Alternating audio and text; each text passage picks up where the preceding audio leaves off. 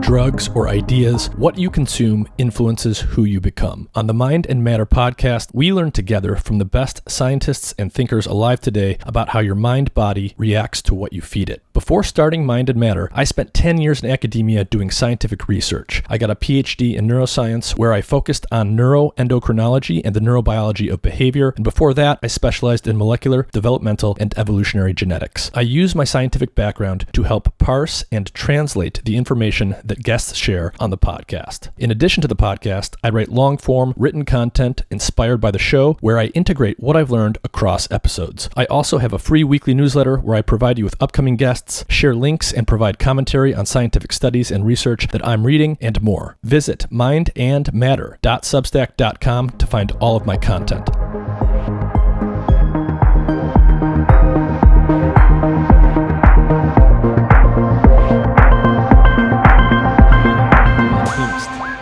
Thank you for joining me all the way from the Netherlands, I think. Yeah, Zoetermeer. And can you start off by just telling everyone a little bit about who you are and what your background is? Yeah, so I'm Diana van Heemst, as you mentioned. I'm a biologist by training. I work at the Leiden University Medical Center in Leiden at the Department of Internal Medicine, section of gerontology and geriatrics. And my main research aim is on the neuroendocrine biology of aging and longevity in humans. So that's very... Yeah, and you've written and done work about the thyroid before, and this is a very important part of the body and an important part of the endocrine regulation of the body, and one that I don't know that much about. It's just sort of an area of biology I haven't really gotten to yet in my own education. Mm-hmm. And so I want to talk mostly about the thyroid across the lifespan and aging and longevity and things like this. I just want to start out very basic. What is the thyroid gland and where is it and what does it do? Yeah, so the thyroid gland is a butterfly-shaped gland. It's at the base of the neck, just, in front of the vocals, the larynx. And it arose in evolution probably at the time. So it's not present in invertebrate species, like insects or worms, but it is present in the vertebrate species. So the fish, the reptiles, the birds, the mammals, and the amphibians. And it plays a very important role in metabolism, but also in growth and development and in transitions between different life stages. Yeah, so it secretes hormones, it responds to hormones. One of the very simple basic questions I wanted to ask is, why is it in the throat? It sounds like maybe this is a pretty ancient organ. It's around in the common ancestor of all vertebrates, and it arose, probably hundreds of millions of years ago, I'm guessing. Yeah. And is it sort of like it's just a gland that secreted probably hormones in some ancient vertebrate, and that has something to do with why it's in the neck? Yeah, so it has to do, for example, with we think it co-evolved with the evolution of the head, and it may have yielded some advantages to, let's say, the big fish predators, because it helps in the formation of jaws. So it's important in myelination, so that is the deposition of this insulating layer around neurons, and that actually has, since that exists, there's a much faster conduction of electrical signals in the nervous system. It probably is also implicated in the more complicated sensory organs like the eyes and the ears. So it's actually at the perfect location to kind of help orchestrate those processes. Yeah, I see. So it probably has a lot of developmental functions across the body, but it's especially important for the development of different aspects of the head, including the nervous system, but also elsewhere in the body. So it almost sounds like maybe it's in a good, somewhat central location to be close to the head, but also close to elsewhere in the body. Yeah. Exactly. Yeah. Now, so it's basically it affects almost all cells and organs in the body. You're right. It's a very important ancient hormone. Yeah. Interesting. So a lot of places we can go, but I want to sort of cover off on sort of the basic thyroid biology that's going to be true for most animals, the basic hormones, how they work and stuff like that. Mm-hmm. I know that some of the hormones the thyroid is producing, these thyroid hormones, they are based, or they use something called iodine and Yeah. iodide. What are these nutrients? Why are they important, and where do they come from? Yeah, so it's actually the only hormone, or the only hormone in the body that uses iodine.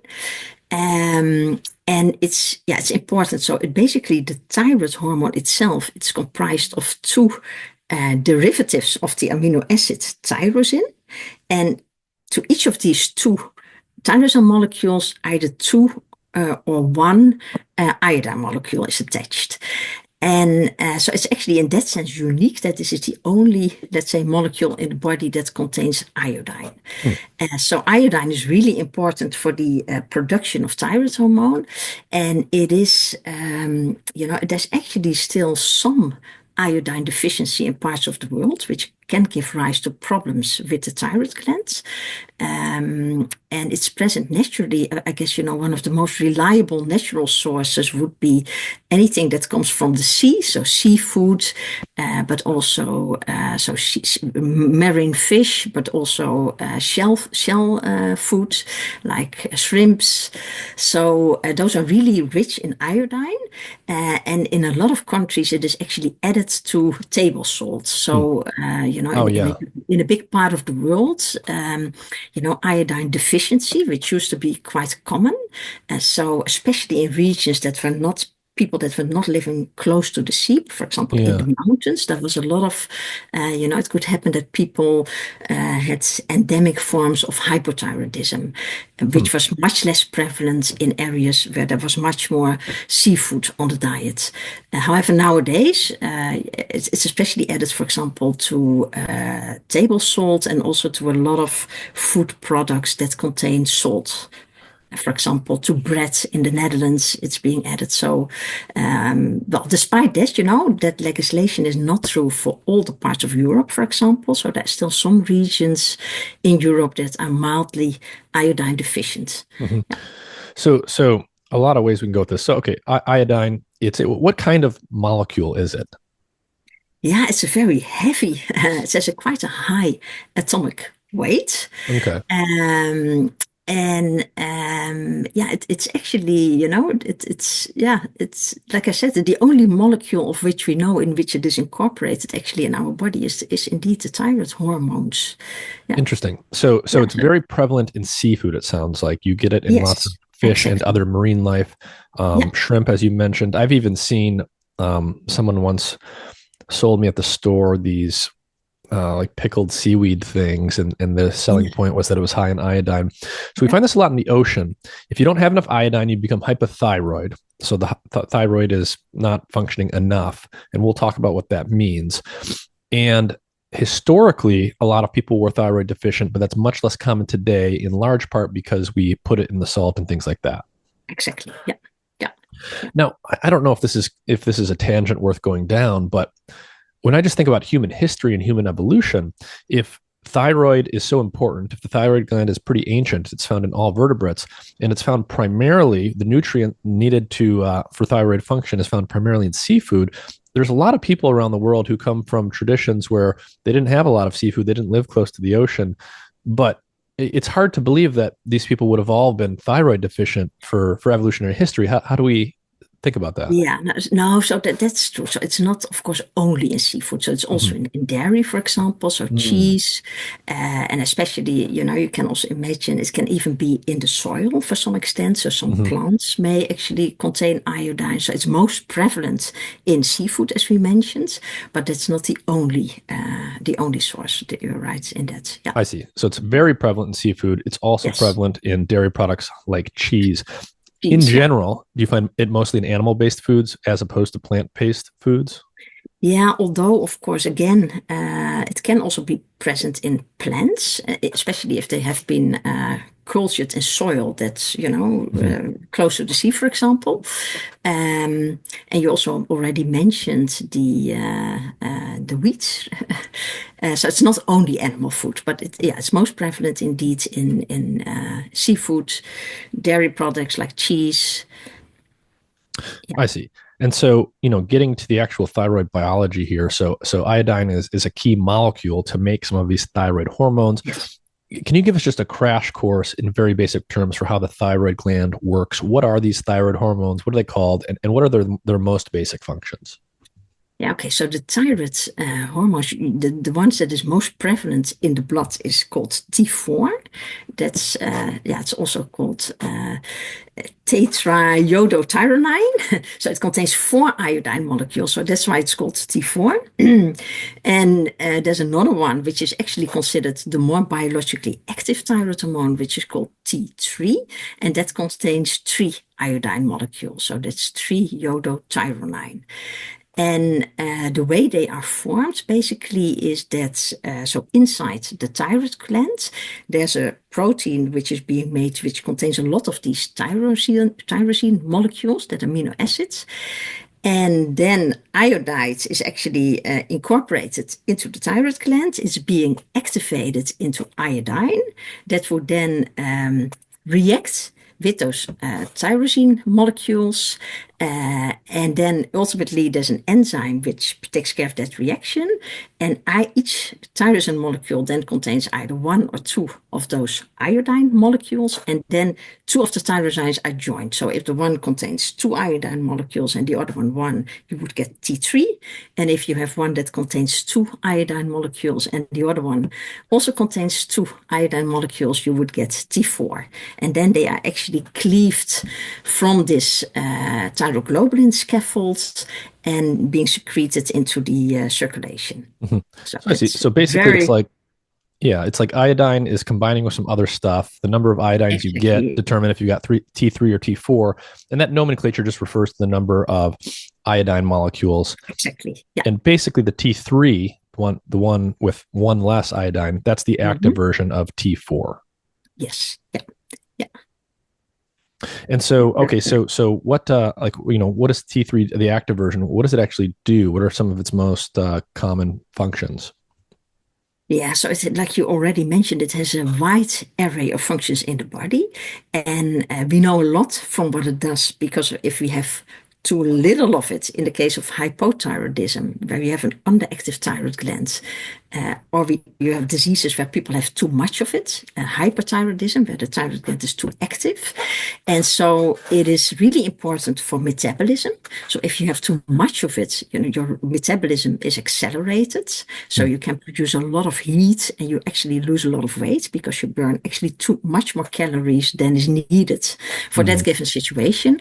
Well, if you have too little of it, you actually, you're very cold sensitive and you actually put on weight easily because you're not burning enough calories to meet the challenges ahead. So that's one part.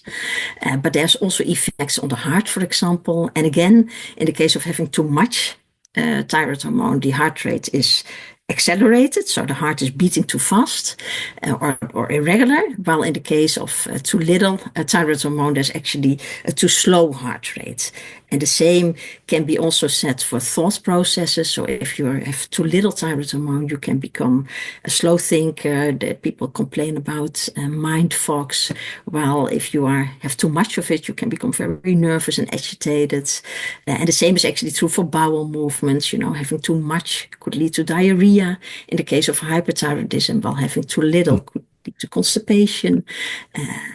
The same with perspiration, right? If you have too much, you get a very, you transpire a lot, not enough, you may get a very dry skin. So, it actually affects a lot of organs and tissues in the body. So it has a sort of a general purpose effect on metabolism, and it sounds like things are pretty intuitive. Hypothyroid, low thyroid, that means slow metabolism. The things you might imagine would come with that. Hyperthyroid is a lot or fast metabolism, a lot of thyroid. Your heart will beat faster, you'll lose weight, you'll make more heat. It sort of goes with what you would expect based on high versus low metabolism. Exactly. Now that's exactly correct. Yeah. Interesting. And so, again, there's a lot of ways we can go with this, but can you get into a little bit more detail on how the thyroid hormone itself, the active version T3, how is it actually modulating things like metabolic rate? How is it actually turning the knob here to turn metabolism up or down? Yeah, so it is actually, so maybe it's good to mention that we have 2 ways in which thyroid hormone availability can be regulated. So the first is to actually, there's certain mechanisms which regulate how much thyroid hormone is available in the blood. And that's called the hypothalamic pituitary thyroid axis. And that's, let's say, a classic endocrine feed-forward and feedback loop. And that basically determines about approximately how much of the mainly the T4 we have in our blood, and then that's being distributed to the different cells, tissues, and organs in the body via the bloodstream. I see. So T4 is it's like the full potential amount of thyroid you have, but then it also has to be activated after that. Exactly. And so we have a part of it which is already in the active form, but the majority is actually in this prohormone form, T4. And then there's a couple of steps that lead to the activation of to thyroid hormone availability inside the cells. And that has to do with a lot of specific components that can be expressed by certain cells. So first, the thyroid hormone has to be taken up by thyroid hormone transporter. So that facilitates the entry of the thyroid hormone from the bloodstream into the cells. And then inside those cells, it can become activated by so-called deiodonases. And those are enzymes that can actually take away one of those 4 iodines from the T4 and then convert it into T3, for example. But they could also inactivate the thyroid hormone under certain circumstances. Well, then the T3, which is formed inside the cell, is then translocated to the cell nucleus. And it can bind to the thyroid hormone receptor. And the thyroid hormone receptor is actually a member of the so-called nuclear hormone receptors, which is a huge family of, basically they are transcription factors. So they actually works by modulating transcription or gene expression. So that's basically why it can have such a wide variety of effects, because it binds, when it binds to the thyroid hormone receptor, it can actually induce transcriptional changes. I see. So, and I would imagine that in the case of the thyroid hormone, the active version T3 and the receptor, the nuclear receptor, this transcription factor is probably modulating the activity of genes that are tied to metabolism. Exactly. So, for example, we know that when it is cold, we need much more. We need to do much more to produce heat. So that's called thermogenesis. And one of the important genes is the uncoupling protein 1. So that's actually under the direct control of thyroid hormone. So it is actually directly regulating a lot of genes that are implicated in various aspects of metabolism. Yeah. Okay, so it sounds like there's some general principles that are worth mentioning here for people. So if I'm hearing you right, so thyroid is sort of regulated, the active amount of thyroid is regulated on multiple levels in a way that's akin to how other hormones are regulated. So you make some amount of thyroid in the form of T4 initially, and the amount you have is the amount you have. It might be high, might be low, it might be somewhere in the middle, but then there's an additional layer of regulation on top of that, which is it needs to be activated in order to actually get into cells to affect transcription, and in this case, modulate genes that are going to be involved in metabolism. And so I guess there's an analogy with how other hormones work to some extent. So for example, testosterone, there's a free and a bound version, and there's regulation in terms of how much you produce, but also how much of it is free versus bound. It's similar in this case? Yes, it's similar for other hormones. So that's indeed, so that allows the body actually to have this reservoir of hormone from which to take at need, but then also it allows for very specific regulation of the actual availability of the hormone within cells at given times, given places. So it's all about having the right amount of the right hormone at the right place at the right time. It's that is like a good way to think about it. I guess it's you can have a huge surplus. You can always make sure you have enough potential hormone there, and then you can just sort of tweak how much of it is activated to get exactly what you need for the circumstances you're in, if everything's working right. But I suppose the flip side of that is we've got now multiple layers or multiple levels at which things could start to break down. So someone might not produce enough T4, they might not activate into enough T3, and so on and so forth. And so when we think about hypothyroid, what exactly is that, and what starts to cause that? Yeah, so hyperthyroid. So if you look at the disease in humans, it's actually an autoimmune disease.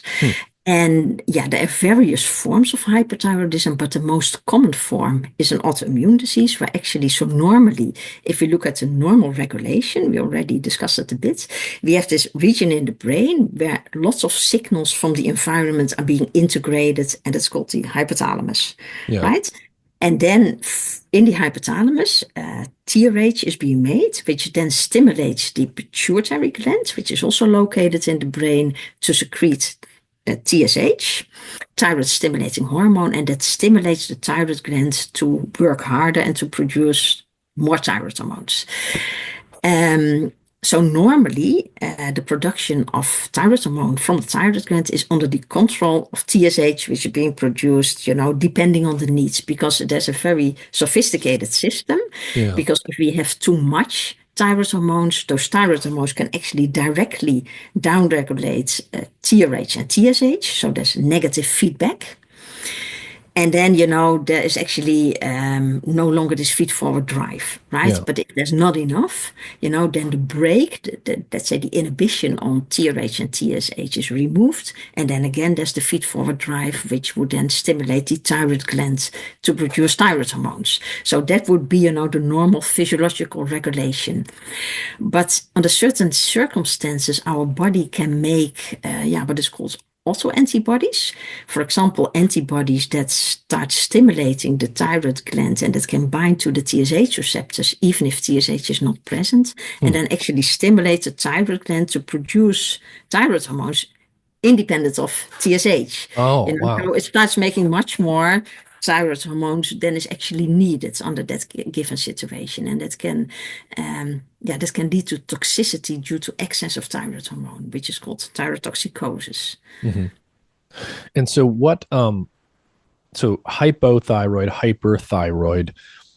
So actually, before we get there, so what you just said is basically thyroid levels, sort of the logic of the whole neuroendocrine circuit here follows something that's very common in biology, which is there's negative feedback loops built in here. When thyroid levels get too high, it's kind of like a thermostat. The temperature goes up and then tells the mechanism to turn things down, and vice versa. But of course, the mechanism can break down, and then you can get too much or too little. Well, let's start actually more like on the epidemiological side. What's more common today in modern people, hypothyroid or hyperthyroid? Are there any interesting patterns there? Yeah, so hypothyroidism is more common than hyperthyroidism. Yeah. And with hypothyroidism, it's a bit, the most prevalent form again is an autoimmune disease. Mm-hmm. And in this case, we already discussed a bit previously how thyroid hormone is being produced. And there are several steps in which iodine is converted to iodide, and then the iodine molecules are built in those tyrosine molecules, and those are all performed by an enzyme which is called thyroid peroxidase. And in this case, the body makes autoantibodies against that enzyme, so against TPO. It's abbreviated, and that again, can lead to an attack basically, so that affects the thyroid hormone producing capacity of the thyroid gland. And so if you look at the data, hypothyroidism is more prevalent than hypothyroidism. Mm-hmm. And it can actually reach quite high numbers, especially in older people. I see. So as it's common in older people, more common. And so is the idea here that just as you go throughout life, every day that goes by, you've got some chance that the autoimmune thing could kick in, the immune system starts to recognize something it shouldn't, and then you get hypothyroid? Yeah, so to some extent, when we get older, there's more debris exposed, which may elicit unwanted immune reactions. Our immune system ages. There's something which is called immunosenescence.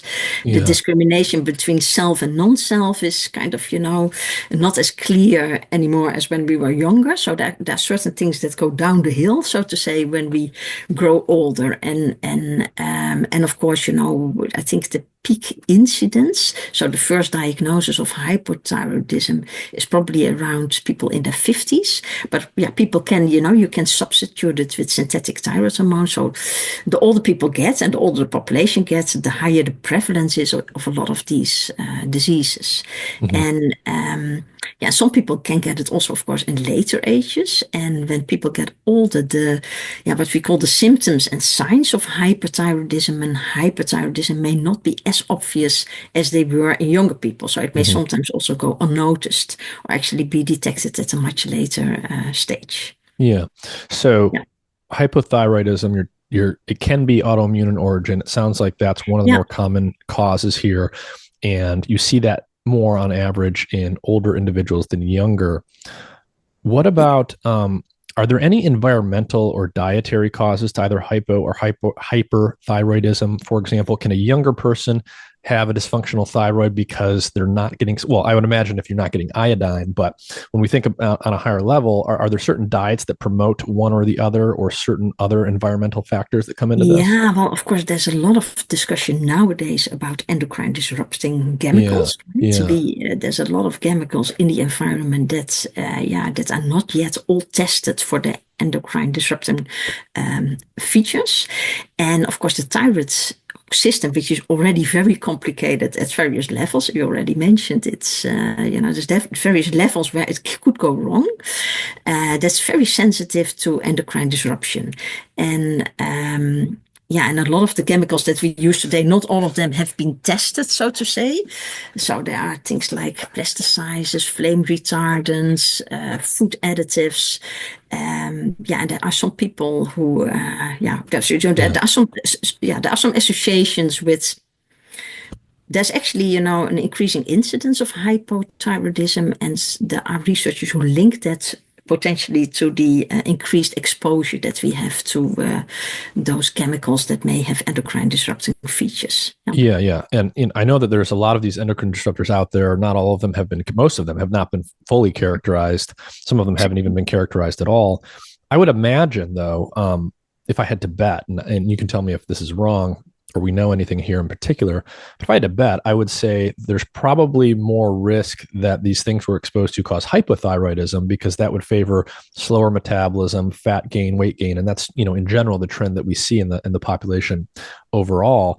Is there, do we think that these environmental toxins and things probably are tipping the scales on average in favor of hypothyroidism? Yes, I would agree with that, because, I think, there's a lot of ways in which, the system can be disturbed. So you can actually inhibit, for example, sufficient uptake of iodine by the thyroid gland, which is essential for the production of thyroid hormones, as we have discussed. There can be certain chemicals which may actually inhibit this activation step. So they may inhibit these iodinases. There's so many different, components involved in this very precise regulation of thyroid hormone action, that it is indeed vulnerable to endocrine disruption. And it's most likely then that, that there's less of it.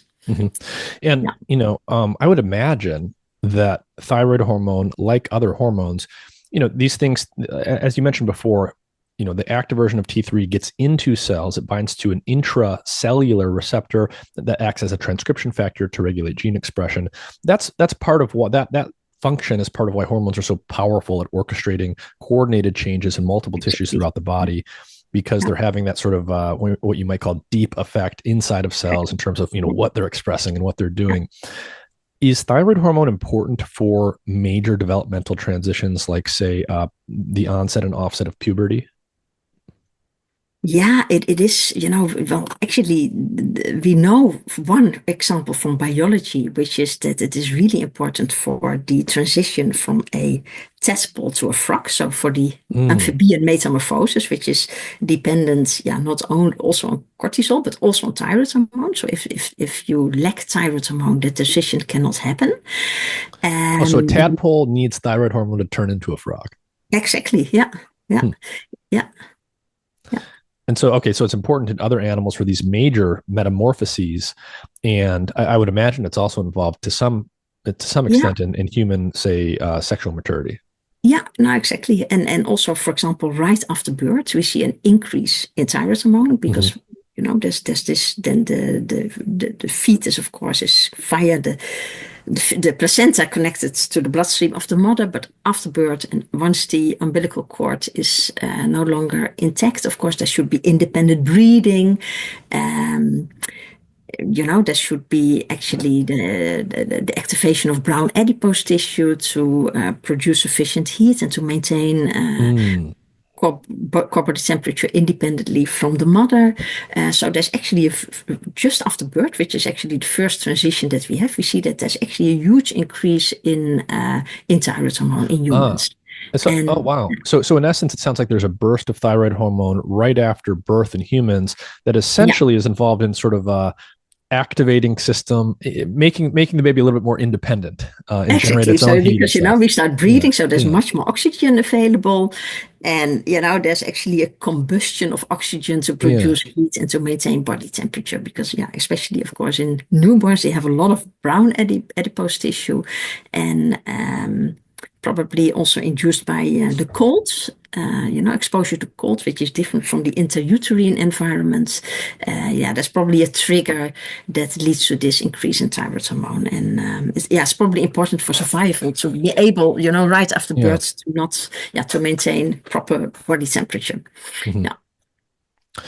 And what about like other developmental transitions? Is there anything? So you sort of mentioned longevity indirectly before. We know that hypothyroidism starts to become more common as one ages. There can be an autoimmune thing that happens as you age.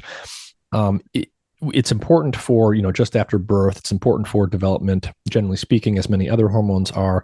Is there anything specific? I'm not thinking of anything here. I'm just asking off the cuff because I Yeah, yeah, really have yeah. no idea. Are there any other major sort of super important components of development that thyroid is particularly involved in? Yeah, so we in general you could think that the amount of thyroid hormone that we have available and that we made is really there to support development. So, for example, if you don't have, so we already discussed that. You can become hypothyroid later on in life due to this autoimmune disease. But there's also, of course, examples of babies who are born with hypothyroidism, which is called Mm-hmm. congenital hypothyroidism.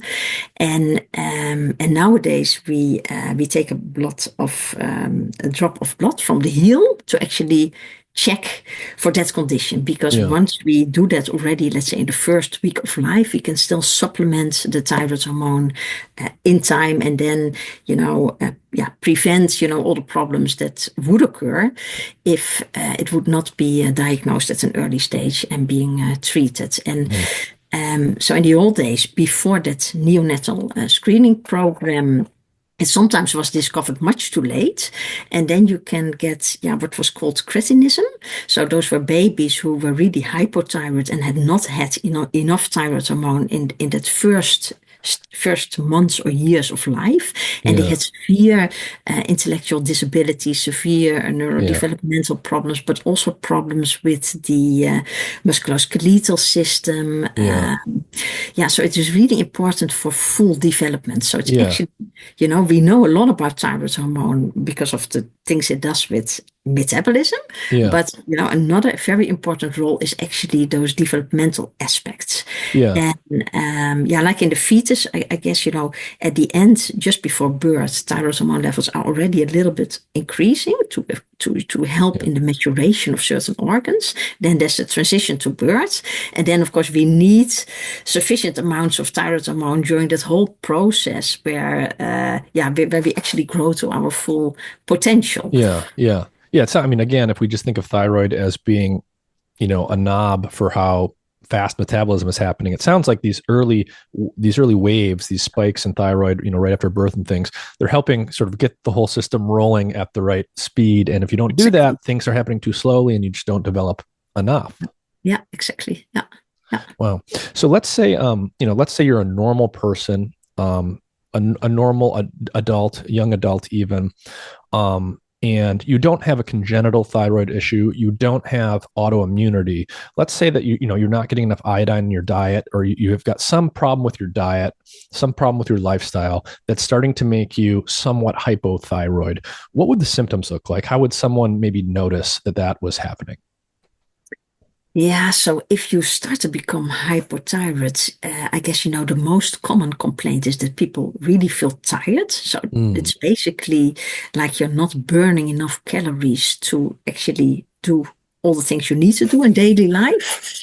So you don't have enough energy. So that would be, especially in the morning, you would feel sluggy. You would feel maybe a bit depressed, low mood. can you move slightly closer? You just got quieter. Oh, sorry. Yeah. Yeah. So There we go. there's you don't transpire enough. So your skin may become dry. Hmm. You may suffer from, some irregular bowel movements, constipation. Um, Things are everything is just kind of slow, yeah. So it's kind of low energy everything's and slowed slow. down. Yeah, Yeah. exactly. So those are, of course, the difficulty is that those are actually quite common signs also of other diseases. So it's Right, not right. they are not really very specific. So, but there are those signs and symptoms, and and they may be caused partly also by the underlying inflammatory autoimmune process, Hmm. but also, of course, by the lack of thyroid hormone itself. Yeah. Yeah, yeah. And what do you do in those cases so if you're hypothyroid, say, is it easy to supplement with thyroid? Is that something you can take that you get from a doctor, or how do you actually treat someone with hypothyroid? Yeah, so if somebody has hypothyroidism, so first there are the complaints and the symptoms and the signs. Then, of course, a medical doctor will do a blood test. So he or she will measure the amounts of the concentration of TSH, so the thyroid stimulating hormone, and the thyroid hormone. And we already mentioned before that they are kind of in an inverse relationship. So if your thyroid gland, is no longer functioning well, so the first thing that the body will do is to produce more TSH. It Hmm. is if somebody is deaf, you start Yeah, shouting, yeah, right? yeah. For that person to do what you want them to do. So the body starts to shout louder and to make more thyroid stimulating hormone. So if that thyroid stimulating hormone, surpasses a certain threshold level, then you can actually, and if then the thyroid, if then despite that increase in thyroid stimulating hormone, the thyroid gland can at some point no longer make sufficient amounts of thyroid hormone, then you would have, let's say, a biochemical diagnosis of hypothyroidism. Hmm. So in the case of, let's say, real overt hypothyroidism, you would have high TSH, Yep. higher than the normal range, and you would have too low levels of thyroid hormone. Yeah. So you would have low levels of T4 and T3, I would imagine.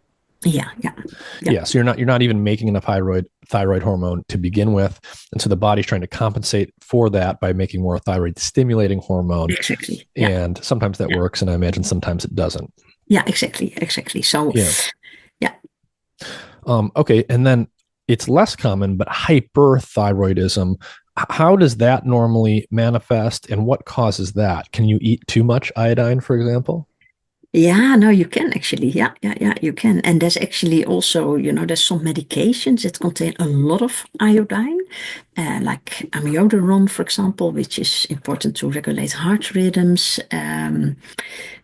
But also, some of the contrast agents that are used in medical practice may be very rich in iodine. So there is a form of Really? hyperthyroidism which is caused by iodine excess, so to say.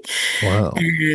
And actually, well, So, one of so are the there cases, sorry, are there cases no, where people go in for a scan and they have to ingest a contrast agent and then they become hyperthyroid? yeah, it is possible. Yeah, yeah, Wow. especially if they are vulnerable or older, or they are, yeah, Yeah. it is possible. And actually, so the most common form of hyperthyroidism actually is this autoimmune form, but there's also other forms. So, for example, you can also have, let's say,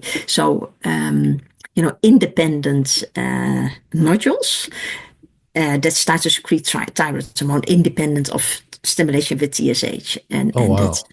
It's yeah. almost like you have secondary glands that form and they're Exactly, sort of exactly. So, yeah, and unregulated. Yeah. they can be single, they can be multinodular. So that's something that happens actually more in older people than in Hmm. younger people. But still, also in older people, the most prevalent form of hyperthyroidism would still be Graves' disease, which is this autoimmune type hyperthyroidism. But then, another way to actually get hyperthyroidism is if people would actually have over treatment of hypothyroidism. So it's, if somebody would be hypothyroid and somebody would get synthetic thyroid hormone, but it would be overdosed, or it would not be, Yes. the dose would not be, and especially, for example, in older people who may have lower dose requirements, Yeah. It's you easy. may It's easy to actually overcompensate. involuntarily induce, let's say, thyrotoxicosis. So Mhm. that's another form which is maybe a bit more prevalent in older people than in younger people, but it's important for that reason to really, once people start taking medications, to really provide lifelong monitoring of whether the hormone levels are really at the target levels that you want to have them. Wow.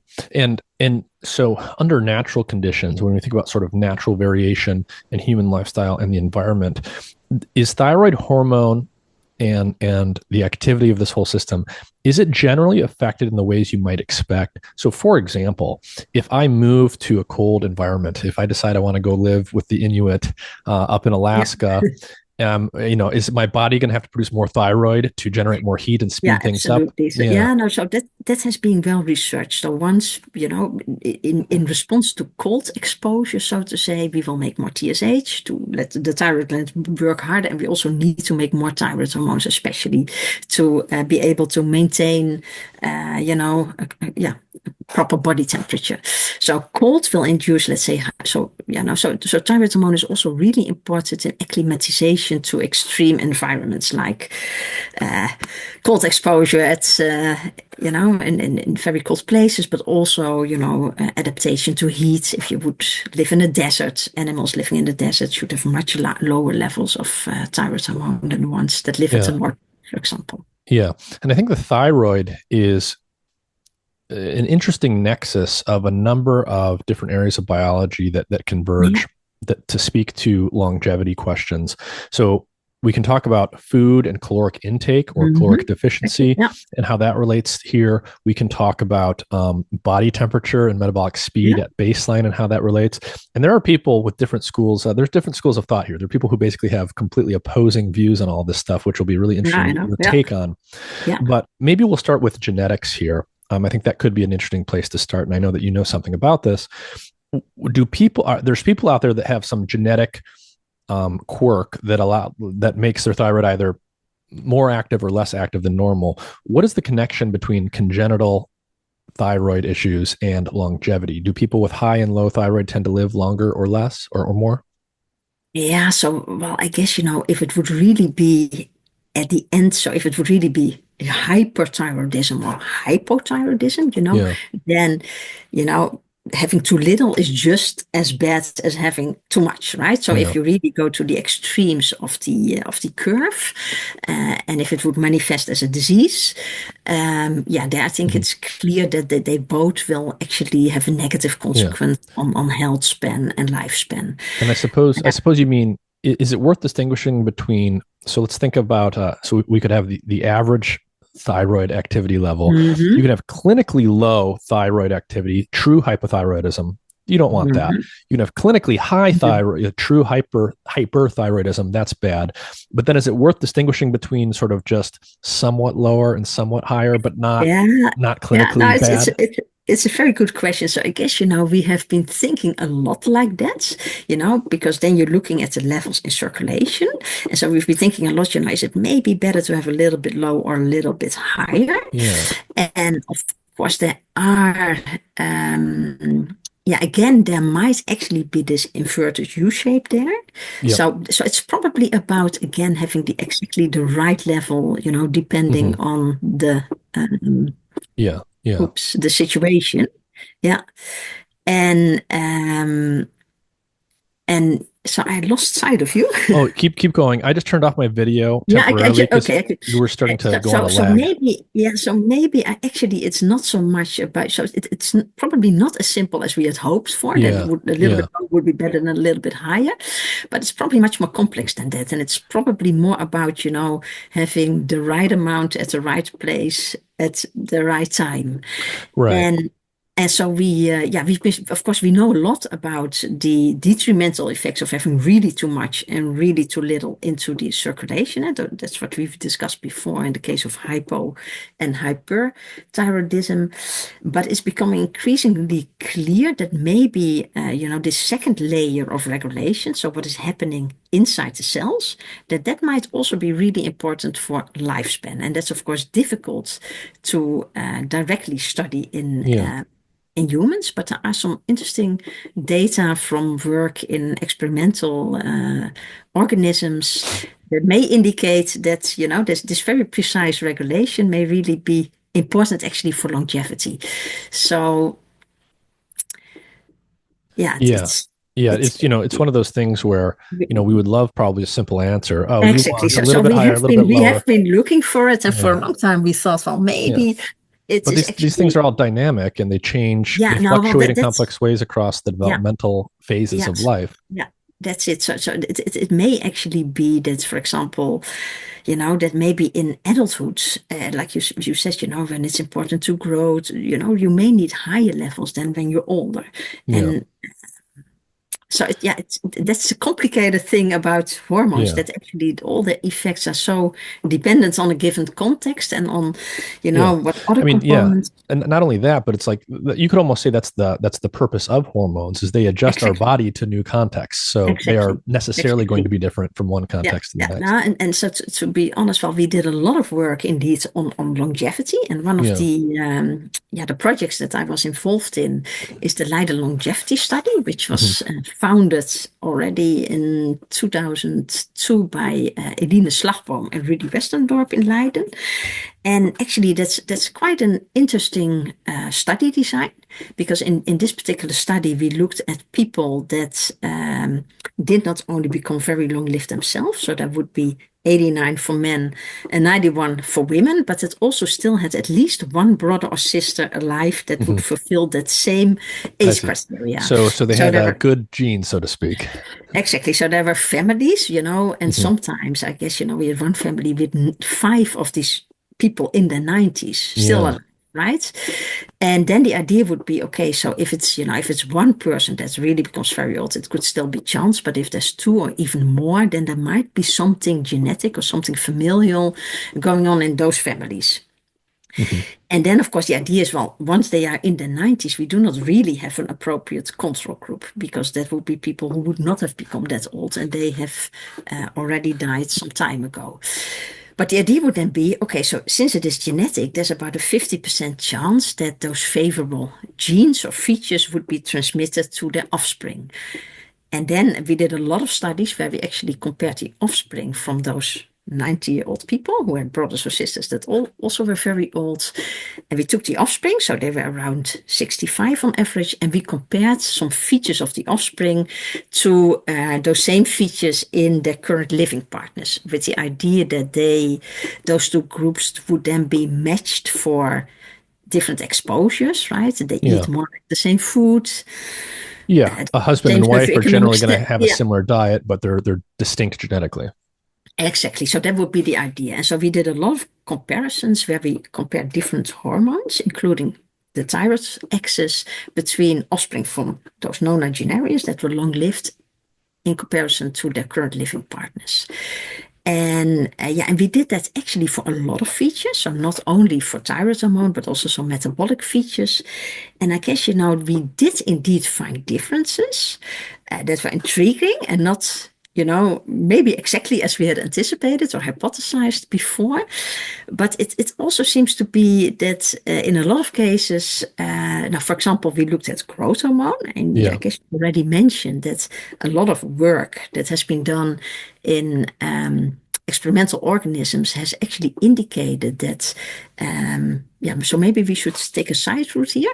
So if you look at, for example, at the study of longevity and genes implicated in longevity in, let's say, invertebrate species, so the roundworm and Drosophila, then the roundworm in particular has this certain it follows actually, it can actually also go via certain developmental stages. It will develop itself into an adult reproducing roundworm. Yep. But it has this possibility that if the conditions are not favorable, then it has a kind of route of escape. So there's a timeout mechanism. It can then actually develop into a so-called Dauer larvae, which is long-lived, very much stress-resistant. It doesn't feed, it doesn't grow, it doesn't reproduce. So it has basically halted its development, in a kind of long-lasting state. It seems like that fits a general theme that you find in the literature with animals, which is, in essence, the body can either put more of its chips into reproduction and making the next generation, or into surviving and being stress resilient. And there seems to be some trade-offs there. Exactly. So in this particular case, it was not favorable, since there was no food, or the conditions were at first for that roundworm to reproduce, because there would not be food for the worm, but also not for the progeny. So it was a kind of, adaptive mechanism to simply survive those bad conditions. And if then, for example, by a snail or whatever way, it was transported to a novel niche with plenty of food, then it would re-enter the cycle of growth and reproduction. So there would indeed be, while under laboratory conditions where there's plenty of food and the conditions are optimal, the whole cycle from hatching from the egg to all the different larval stages can be completed in 1 to 2 weeks. Here it could actually live for months. So that was actually a first indication that maybe, those genes that were implicated in Dauer formation, that they may actually play also a role in enhancing the longevity or stress resistance, or simply by switching to, as you mentioned, from a mode of growth and reproduction to a mode of simply staying alive and outliving those at first conditions. And so what are some of those genes? And those genes actually turned out to be hormones. And as we mentioned, invertebrates do not yet have thyroid hormone. So in this case, these were insulin-like peptides that actually then were produced by neuronal cells in the roundworm in response to cues from the environment, and that actually then mediated, that switch. If there would be plenty of food, then actually all the energy would be directed towards growth and reproduction. While if there would be, not sufficient food, then it would actually be invested in this more stress-resistant mode to actually outlive the bad conditions and would be available again, then the cycle of growth and reproduction would be re-entered. So a lot of the genes implicated, so the first genes that were identified in longevity were actually genes that were also implicated in Dauer formation. Because so they were insulin-like. These were insulin-like. So they all actually were part of the insulin IGF-1 signaling cascade.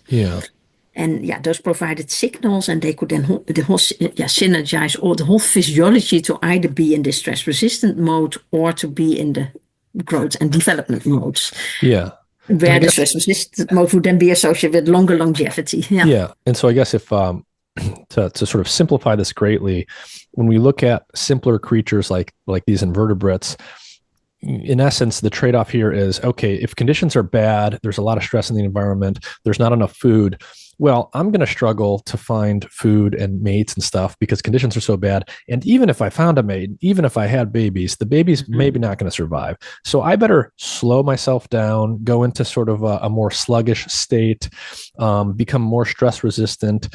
And as a consequence of that, it boosts longevity, but you're also kind of not living life in a sense. You don't get to do the things that you're ultimately going to want to do, like find a mate and have a baby and all that stuff. So there's this trade-off between sort of reproduction-centric biology and I don't know if you call it torpor or hypometabolism, but just sort of slow things down and become a safe little sluggish being biology. Exactly. And this was indeed in the invertebrates. And then if you look at it, let's say more from a functional perspective, you could indeed say that, basically the hypothalamus and all the different hormonal axes via the pituitary gland, it can affect, via the sex hormone, the function of the ovaries and the testes, via growth hormone. Mm-hmm. It can make the liver produce IGF-1 via TSH. It can stimulate the thyroid gland to produce. So there's a whole ensemble of, let's say, different hormones. And we were actually interested because there were data also from mice, which is work from, where they actually showed that mice which did not actually have a fully developed pituitary gland, so they had this combined hormonal deficiency. So those were two spontaneous mutants, the Heemst dwarf mice and the Snell dwarf mice. So they were actually hypothyroids, but also growth hormone deficient, and they didn't have prolactin. And actually, those mutant mice under favorable laboratory conditions could live between 40 to 70% longer than their wild-type littermates. Yes. So those were also, that suggested, let's say, a functional an analogy between the whole insulin IGF-1 cascade. Yes. Which kind of, probably orchestrates this decision between investments in growth and reproduction versus maintenance and repair on the one hand. Yeah. And in mammals, of course, they have become much more players and the system has become much more complex. But maybe, a similar trade-off may be at play there. And of course, lots of those mutants would not survive in the wild. That's right. That's an important point. In a lot of that literature is a lot of times when people observe that animals live longer, have boosted longevity under certain conditions, those are under laboratory conditions. And it's important to remember that they don't have to worry about escaping from predators. They don't have to worry about overcrowding or infection. And so a lot of the mice and the creatures in labs that live longer might actually have had shortened lives out in the wild. But they would have, I think, a lot of them. Yeah, exactly. Yeah. And so how does this tie back to some of the human work you were talking about? Yeah, so we, so the main interest actually of our group was to look at, all those findings in model organisms. Do they have any relevance for human aging and longevity? Yeah. And at the time when we started, of course, there was a lot of focus on the genes which were involved. But we took several approaches, but one approach was to look in those families which were enriched for familial longevity. Yeah. And then we basically wanted to compare between the offspring and between their partners, whether there would be any differences in any of the, hormones that were identified in model organisms. And, for example, the hormone which has been most studied in model organisms is this whole growth hormone, insulin, IGF-1 axis. And what we actually did, and those were quite, so we took several levels of approaches. So the first thing we did was we first looked in most of the offspring and partners in, we took a rather rough measure that you could measure easily. So, for example, in the case of growth hormone, insulin, IGF-1, we looked, for example, at glucose levels and just compare, if you don't correct for anything at all, are there any difference between glucose levels in the offspring and in the partners? And we found that in the offspring, those levels were generally a little bit lower. But it was not corrected for, whether they had just eaten or time of day. Okay. So again, in that session, that we did, let's say, in roughly more than 2,000 people. Then we scaled it down to, let's say, approximately 200 people. And those were people that lived close to our research facilities. And then we exposed them to this oral glucose tolerance test where they have to come fasted. So it's a bit more invasive. And then you take blood samples at various moments. The people are asked to swallow a 75-gram glucose drink, which will give rise to a peak in blood sugar levels. And, to normalize blood sugar levels, the body makes insulin. So we could actually take blood, just before they drank the glucose, and then after 30 minutes, 60 minutes, and so we got a little bit of a time curve. And then we could actually see that although they made the same amount of insulin, that in the offspring group it seemed to normalize faster, which suggested to us that they may be more sensitive to the action of insulin. Yeah, and then we took the approach, since we had some good indications that there might be some differences there, to do a more invasive study where we actually infused insulin into the body in about 24 group, a much smaller group of 24 people, half offspring, half partners. And then, of course, what insulin will normally do if it goes into the body, it's normally being produced in response to a carbohydrate-rich meal. And so it will actually inhibit the production of glucose by the liver because, there's plenty of sugar in the body, so you don't need to make glucose yourself. And it will actually stimulate the disposal of glucose to the peripheral organs so that muscles, for example, will preferentially use glucose as a fuel to create, to burn calories and to create energy. Mm-hmm.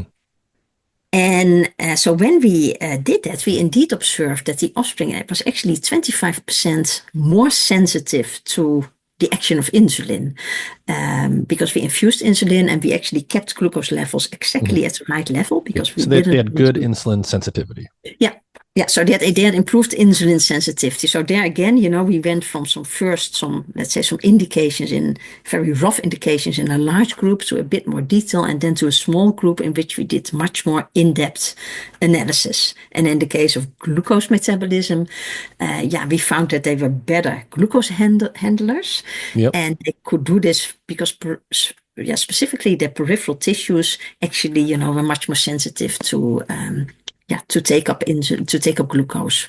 And I guess when you say that someone's more insulin sensitive, in essence, you're saying that their body is able to freely and flexibly use and oxidize and metabolize the glucose that it needs. Exactly. Yeah. And if somebody becomes insulin resistant, the insulin is no longer as effective. So that could in the end lead to diabetes, right? Because if the tissues do not respond properly to the insulin, in this case, the pancreas start making more insulin, start shouting harder. And at some point that can lead to a failure of the pancreas to be able to produce insulin. And that's, of course, when people actually develop diabetes. Yeah. And so being sensitive to insulin, it means that also the pancreas doesn't have to produce as much to get the same result, which, would actually is favorable for health, so to say. It's actually a feature that is often associated with enhanced health span into old age. Yeah. Okay. So you found this connection to insulin sensitivity. Did anything to do with thyroid biology jump out? Yes. So actually using that same approach, because we were also thinking, well, why, could it be another hormone, which is also at play? Because oftentimes it may actually be that there's many differences in many hormones at the same time. So for the hormones, we basically took the same approach. So first we looked roughly, at levels between offspring and partners to see which of the hormonal axes might have some interesting differences. And then in the end, we scaled it down to do a much more precise test in a very small group of people. And in this case, to actually look really at, in very much detail at secretion patterns, particularly of the short-lived pituitary hormones, you really need to take very frequent blood samples. We actually, over a period of 24 hours, we took blood samples every 10 minutes. Wow. So people were connected to an IV cannula. And based on that, we could really produce very detailed hormone profiles over the 24 hours. And that's actually when we observed, that in the offspring group, they had really approximately 0.8 milli-international units per liter higher levels of TSH. So the pattern was more or less similar. You get a rise in TSH in the early night, and then it starts to decrease over daytime. So that was kind of similar, but simply it was higher at all times of the 24-hour period in offspring compared to more thyroid stimulating hormone. Yeah, so they had more thyroid stimulating hormone, but we did not see in this particular subgroup, really much different levels of thyroid hormones. And was that surprising? We were a little bit thinking at first, maybe if people live longer, maybe it's a little bit like candle burning, right? If you burn the candle on both ends, it's Yeah. easily wasted. So maybe if you would have a higher metabolic rate, or if you would have somewhat slower thyroid gland, our hypothesis was maybe that could be somewhat advantageous for lifespan, because you would make maybe less toxic byproducts of metabolism, or your metabolism would be a little bit slower. But that did not seem to be the case, because the thyroid hormone levels were actually similar between the groups.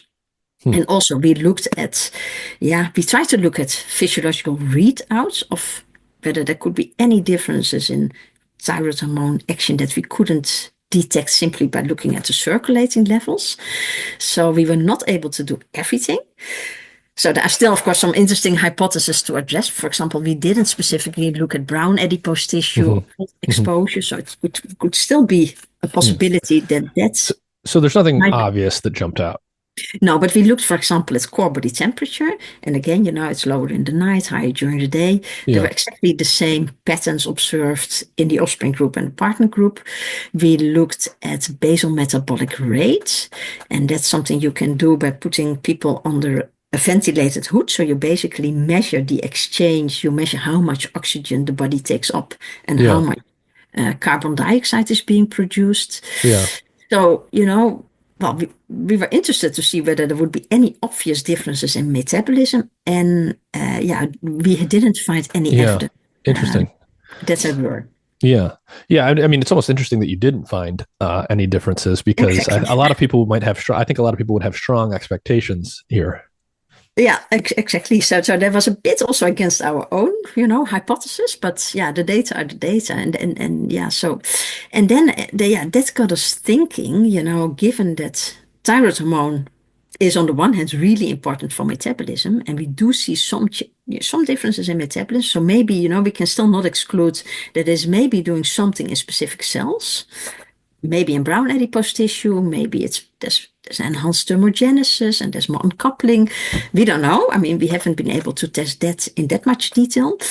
But the other thing that we were thinking of, well, if it is, maybe we should actually change our hypothesis and start looking at, are there maybe any developmental roles that it has.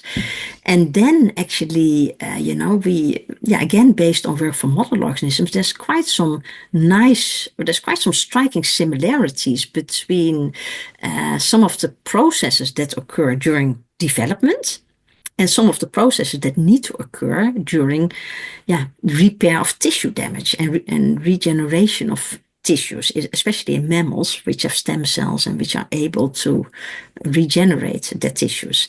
So we were then thinking, well, maybe, it could still play a role in longevity, but maybe it is doing not so much something very obviously with metabolism, but it's maybe more in somehow, improving aspects of repair or tissue maintenance. Yeah. In sort of normal people without any congenital thyroid issues or endocrine issues, in people who are not, they're not old enough that, aging has scrambled their thyroid gland in some way, what are sort of the factors that are most likely to lead to thyroid disruptions? Would those just be nutrient deficiencies like iodine deficiency and exposure to endocrine disruptors? Or are there other factors that can lead to impairments in thyroid function in normal people?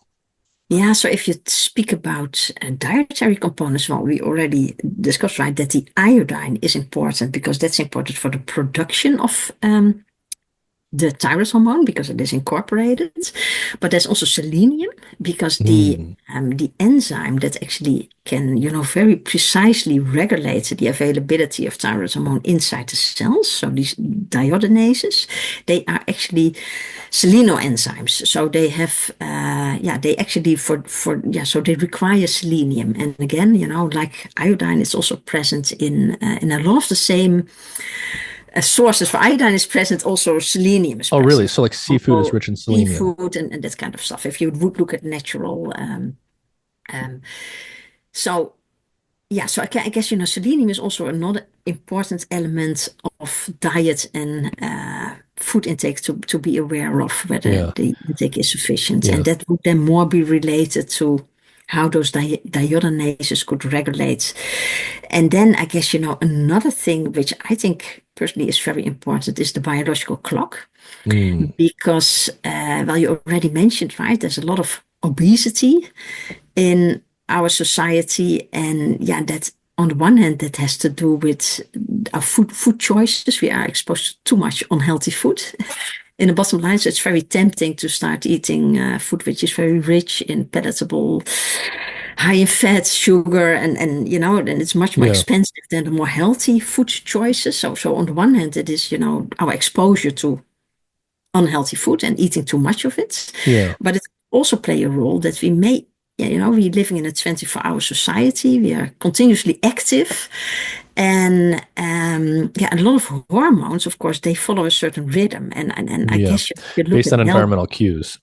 Yeah, based on environmental cues. So if you look at healthy longevity, like we saw there's a little bit higher TSH, but thyroid hormones are the same. So it indicated that not so much that circulating thyroid hormone levels are different, but maybe something in the regulation might be different. We still don't know exactly what it would mean and whether that higher TSH could somehow also regulate maybe, availability of thyroid hormones inside the cells. We don't know yet if that would be true. That would be one hypothesis. But in generally speaking, in long-lived people, and I guess for healthy longevity, you need to have a very solid organization.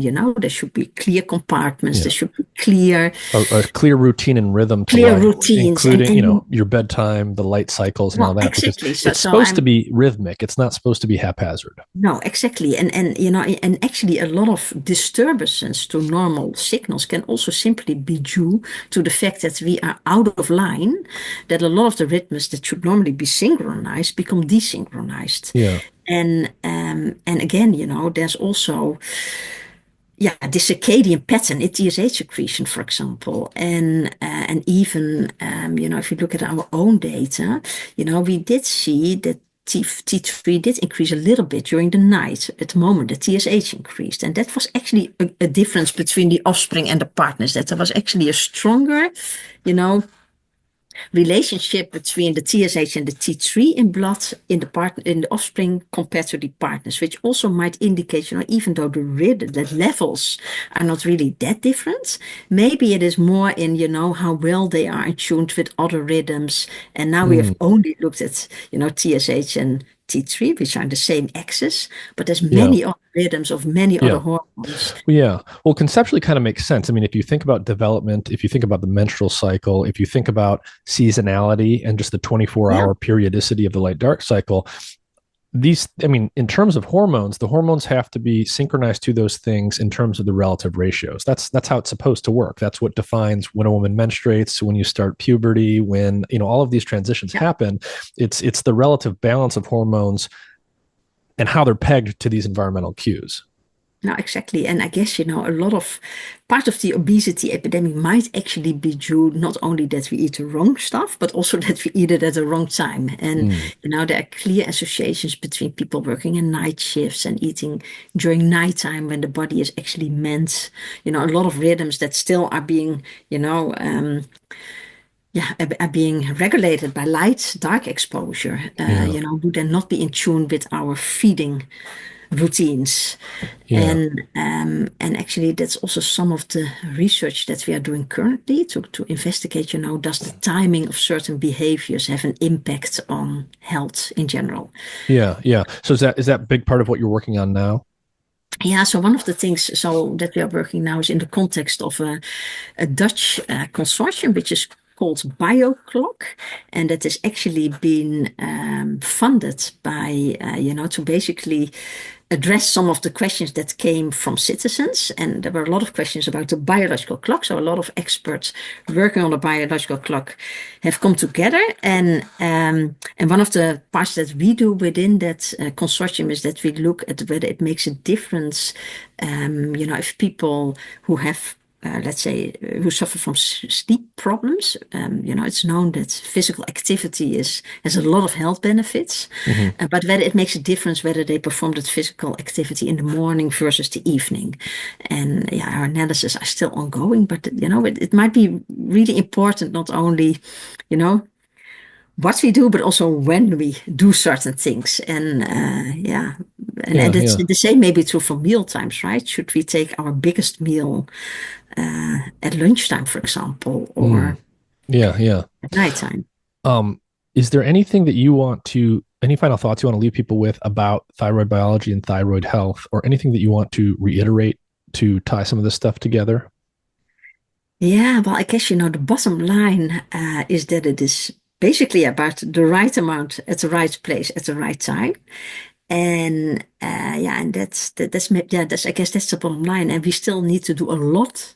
We are just going to understand the details about what is the right amount at the right place at the right time. So studies in mice where they can really look at modulation of thyroid hormone availability in specific cells, that will give us a lot of answers to that particular question.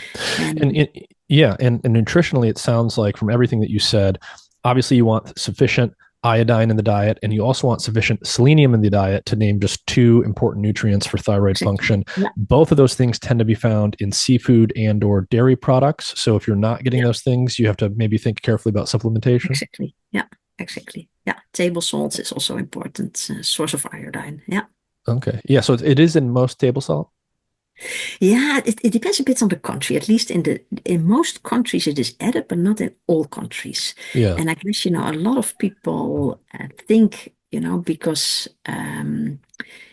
iodine is present in the sea, so a lot of people take sea salt, but there actually the iodine is evaporated during the process of making the crystal. So unless it is added, but actually regular table salt, which has added iodine, is in that sense contains more iodine than the sea salt. All right. Well, thank you very much for your time. I definitely learned a lot. Thank you for having me. Yeah. And this was definitely an area I wanted to start to dig into more, because I know the thyroid is very important, and it regulates. I mean, as with any neuroendocrine system, it regulates so many things.